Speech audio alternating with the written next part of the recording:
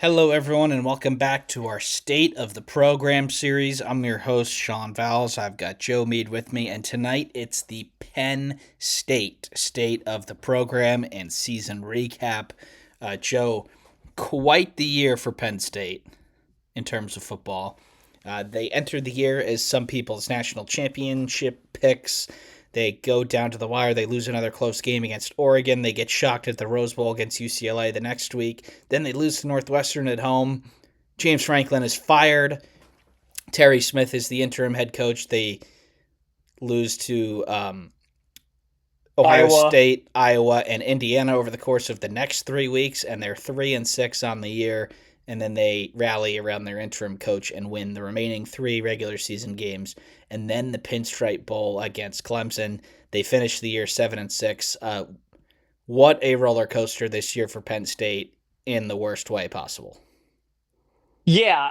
The way Sean recapped that, I'm kind of having the facial expressions because we lived it. It's just so hard to believe when you put that in retrospect. For a team that was one of the most popular betting picks to win the national title, where people put their actual money onto it.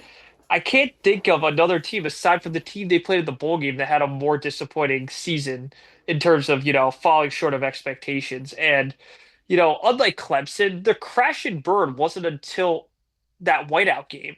And we didn't even think it was a crash and burn. We thought probably, hey, maybe not the worst thing. You look at that schedule, you got Ohio State on the road, sure, but none of the other games looked very challenging. And boy, were we proven wrong right away. And Uh, and just to go back to that Oregon game for a second, Joe, they played well in that game to come back and get it to overtime, and then they hold them to um, or they have a chance to win the game with a touchdown in overtime and a 2 point conversion, and they that's a good position to be in, and they throw an interception, lose, and then of course it all sort of falls apart from there. And But correct me if I'm mistaken, Sean. Did Oregon kick a field goal? Did Oregon only win by three that no, so game? they won by 6. I thought they Six. did Yep. too, but I'm guessing Penn State definitely threw an interception to lose the game. So I Yep. think that was double overtime, and they did not get the 2 point Yes, conversion. because Penn State, Yeah, and this is what I also want to bring it back to. Penn State got the ball first overtime, scored a touchdown, yeah, and forced Oregon to have to do the same thing. It's just, I don't think there's been a more sudden, dramatic fall from grace in a 2 week period on the field. I'm a Michigan fan. Believe me, I know exactly what you're thinking about. And trust me, there's plenty like that for other reasons, and some not so good, some a little better. But getting back to the play on the field here, Sean, it's truly amazing because it wasn't an injury. Normally, it's an injury sinks you. You lose to Oregon. Maybe you lose Drew Allen that game. Maybe you lose a Nick Singleton, a Katron Allen. They didn't lose anything from that game, but it seemed like they lost, like personnel wise. But it seemed that game really put the harpoon in the heart of the fan base. I mean, sorry, the team and James Franklin's and tenure. and then they just don't really start the game against UCLA. If you remember, that was Jerry Neuheisel's first game as play caller there, and they just shredded the Penn State defense. But at the same time, there, Penn State down 5 had the ball with a chance to score a touchdown, didn't get it done. Then you're like, okay, I guess there's a path to the college football playoffs still, but it probably It's includes 5%. Yeah. victories at Kinnick, at the Shoe, and at home against an Indiana team that has now proven that they're one of the best. After the UCLA loss, they weren't going to make the college football playoff. They could have, made it interesting a little bit here, but they weren't going to go to the playoff. And then the third loss in a row, the home loss to Northwestern, who we've praised this year, but at the same time, there's no reason that they should have lost that game. Ultimately, they lose that game by 1 point, and then that is the end of the James Franklin era. It was an amazingly fast fall from grace. This guy was in the Yeah. semifinals last year, and after 3 losses in a row, out he goes. It's truly amazing. And on October 18th, if you can you imagine October 18th, enough of the whiteout stuff, James Franklin would have to do a Lane Kiffin style interview on ESPN. Clearly did a lot better of an interview than Kiffin did back in 2013. And, I give James Franklin as a man a lot of credit for doing that. Brian Kelly certainly didn't do that when he got fired from LSU. But truly amazing. And then that Northwestern game also signifies the end of the Drew Aller era on the field. I think, in a way, it was symbolic of how that era went. And I think Drew Aller is one of the better Penn State QBs in our lifetime. You got to think about what he did. He brought them to their like best finish since 2000, I believe 2005, 2008. Because those 2016-17 teams, those teams underperformed in October as well to you know lose their spot at the playoff and the final rankings. But just always kind of a play away, Sean. That Oregon game, play away. UCLA, even though I know they played their worst game probably in recent memory, and every Penn State fan's going to want to wipe their memory of that. They were still really close to winning. They stopped UCLA, and they had the ball, In the red at their zone, I 30 think. in the red Yeah. zone with a chance to take the lead. And believe me, if they take the lead there, they win that game. And that's just a great scare at UCLA. And really, what's interesting, Sean, is based on how the rest of their next games went, the Iowa game, you know, they only lose by 1 point. I honestly thought Ethan Grunkemeyer, he had a bye week, but for him to have That his was his first three first start. starts Yeah. at Iowa, at Ohio State, the defending national champions, at the time the number one team in the country, and then Indiana, who ultimately finished the number one team in the country, all that considered, I thought they played really well in those three games. Yeah. And for them to not come up with one of those, I thought, kind of signified they're kind of snake bit. And Joe, just I did my final top 25 yesterday, and obviously the top 15 or so sort of sort themselves, and then after that you can get a little funky with it. I genuinely considered throwing them in the 25th spot. I Yeah. thought, like, we haven't gotten to Iowa yet in this, but when we do, it's going to be a lot of the same. Like, man, this could have been so different if not for a few plays. And Yeah. you have to remember that ultimately the final score didn't look so great against Ohio State. That game, were they up one at halftime or was it tied at halftime? They're only Down down three? four. Down. Yeah. Okay, so they were in the game at halftime, and then like the the most hero moment of the season prohibits them from getting a victory against the eventual national champions. And at that point, Joe, they're 3-6 with three pretty good performances in a row, and they could have quit on the season, and they didn't.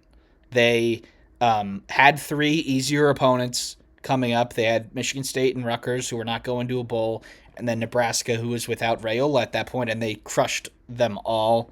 That Rutgers game was not as close as the score would suggest, but he galvanized the team to get a bowl, to get to bowl eligibility. And I know it's not patronizing with where their preseason goals was.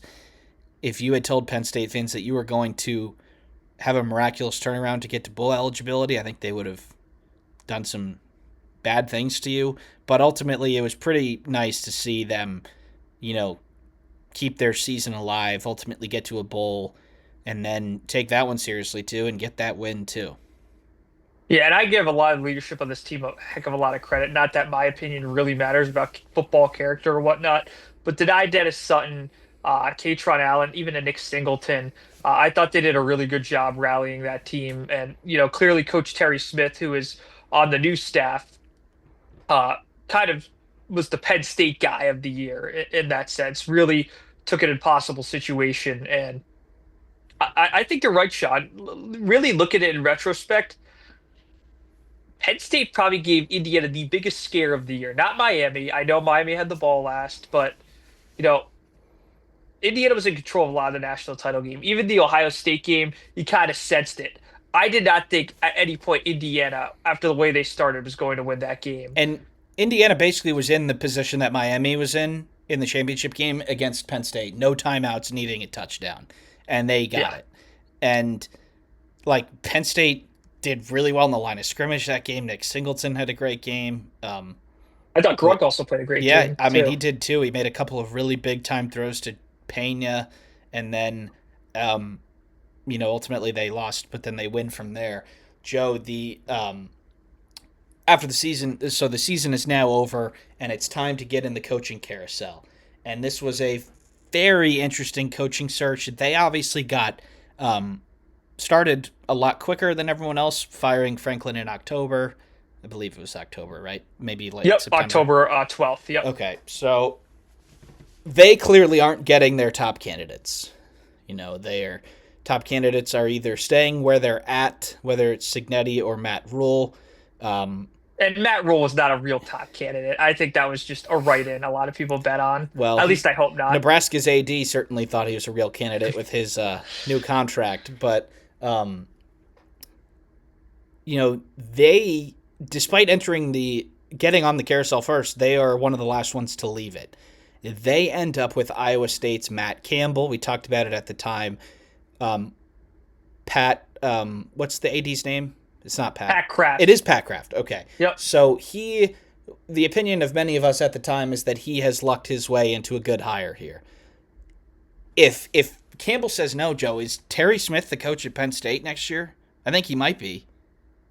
I think at that point he would have had to be. And something I wanted to touch on, I don't know how enthused Sean is. I'm going to be revealing this. Let's talk about the audio tape. I think it's really interesting because before that released, it had been 50 plus days on that coaching search. You were going into Big Ten title week, a day after, the regular season ended. We all presume, oh, okay, this Tuesday after the Rutgers game or after chip rivalry week, we're going to announce a coach. It's crickets. Very publicly, Crumble Cookie has a weird impact on the Penn State coaching search, and Kalani Sataki, who, he admittedly said he eats a lot of Pop Tarts and Crumble cookies. The fact he was a factor in this coaching search, extremely wild. But That then, seemed like one of the closest links that they had, and it still was able to be rescued by a donor at the end. yeah, and what's really amazing is then, it's all spiraling for Pat Kraft. He's getting publicly rejected left and right. You have guys signing extensions. You have James Franklin. On National Signing Day, Penn State football doesn't have a full-time permanent Zero. coach. Zero And signings. and even Michigan at the time, not for long, they still had a permanent coach. And just to put this on timing, not even to take a shot, uh, then this audio tape gets released. And by the way, probably the best thing that could have happened to Pat Kraft in a weird Yeah. way, Made because him his likable. his opinion in uh, Penn State lure, let's face it, after signing day was a total disaster. You have your ex James Franklin, reeling in a great recruiting class because it was Penn State's recruiting Yeah, class not so long he took ago. just about every single one, I think. There were a few that he didn't, but it was Yeah. clear that, and now we know that he has actually gotten a few transfers too. Like, this could have gone a lot worse. And the point you're getting to, Joe, is that it looked bad for a second there. Oh yeah, no, it looked like a calamity. Like Pat Kraft in the audio tape. The reason I brought it up, aside from the Michigan sucks, Ohio State's not really that much better than us. Oregon's a bunch of weirdos. It's quite the thing to listen to. You should. He's like, my career is ruined if I don't get this right. So whether it was desperation, luck, I'm not going to be the judge on that. I think it was luck personally, but I can't really render a clear verdict. Uh, they get Matt Campbell that Friday. And, if you're a Penn State fan, this is what I say. I think the hire itself, and Sean, I know you'll comment, is a great hire and better than it looked like they were going to get. I really wish for their sake that hire was on the Saturday after Iowa State played their final game, the Yep. Saturday of the Rutgers game, the Sunday, the day after. Yeah, and I think it made sense. He was on our short list when we did the Mhm. firing initial or the firing Franklin news initially. He had not really come up in any other searches, Joe. There were some rumors that he might want to take the jump to the NFL. But Penn State does wrap that up pretty quickly once the link started to be rumored. And ultimately, he brings over a couple players from Iowa State, including his quarterback, Rocco Becht, who was pretty solid before he got injured this year. So Penn State goes from having no team and no coach to a pretty solid core and some transfer portal players in the matter of weeks. And then, they win the bowl game, and then it's sort of pretty much we're caught up. I know they've got a few transfers here after Yeah. Christmas, but One thing I want to say too, getting D'Anton Lynn, because let's face it, aside from Terry Smith, and I want to be very respectful of Terry Smith here, I don't think he has the biggest hand in schematic game planning as an assistant. necessarily. So for them to grab D'Anton Lynn, played at Penn State, Penn State's his alma mater, to grab him from USC, whose defense I thought's gotten a lot better based on where they were in 2022 and 2023, to what it is today. To get him to Penn State, I think is a massive victory for Matt Campbell. Now, one thing I want to say, Sean, let's face it, I think the expectation should be somewhat tempered year one for Matt Yeah, Campbell. This was a true rebuild. this is a late start too, all things considered. In the age of the transfer portal and NIL, late start means, I mean, we've seen it in basketball, we've seen it in football. Like a better record than last year, and I think you're off to a solid start. I completely agree. And I know you're going to cite the 30 to like 35 Iowa State players joining. And yes, that signifies some continuity. But I think the best continuity is that within the conference. Now, the Big 12, I don't have to be a football genius to ascribe that it's way different in that conference style of play. I think even talent wise, let's face it, the Big 12 hasn't won three straight national titles. So, I think that's something that's going to have to be considered. And I think it will be considered going into 2026, but I hope the fan base more importantly considers it. I think Matt Campbell, uh, let's face it, he's been more talked about in these jobs than anyone. The Harbaugh rumors start floating. Oh, is Matt Campbell the guy? He's been floated for NFL jobs. He's been floated for some jobs down south. I never thought that had merit. I always saw him, at a Penn State, a Michigan, maybe even an Ohio State or Notre Dame. So ultimately, he ends up back in the Midwest where he's from. He is from Toledo, Ohio. So, or started his career in Toledo, Ohio. Apologies, just from Ohio in general. So, uh, probably the most eventful season, you know, in the Big Ten in a while for a team, let's face it, in terms of firing, midseason, hiring a coach, uh, you know, the fall off, the fall back, the fall, whatever you want to call it. Uh, Truly unpredictable is how I don't think anyone bet on this. Let's face it. No one bet on any of these outcomes for Penn State going into the year, even the day of the whiteout. And for 2026, Joe, as we wrap this up, I do have their schedule up. They start with Marshall at Temple, which is at where the Eagles play. That is going to be all blue. And then they host Buffalo. And then the Big Ten games are, I think, might actually come out tomorrow. They're starting to trickle, but we know their opponents. They play at Maryland, at Michigan, at Northwestern, at Washington, and then they host Minnesota, Purdue, Rutgers, USC, and Wisconsin. Joe, all things considered, they avoid the three teams that made the college football playoff this year. And, Michigan on the road will be a tough one. USC at home, like, we might look at this as the easiest Big Ten schedule next year. And I know that's dangerous because we don't know who's actually good and who's not. But it seems like there might be a runway for some victories here in year one.